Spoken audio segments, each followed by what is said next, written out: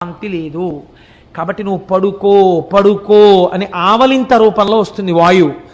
ఆ ఆవలింతకే దేవదత్తమని పేరు.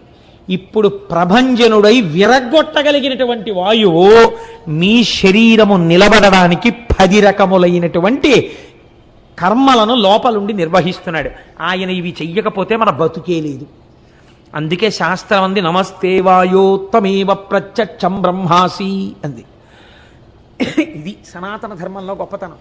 కాబట్టి ఇప్పుడు వాయువు ఏం చేశాడు?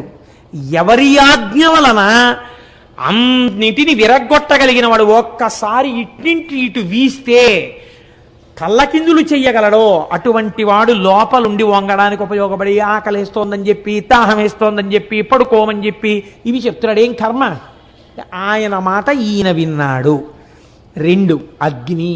అగ్ని అలా వెళ్ళిందనుకోండి అంతా బూడిదే. అటువంటి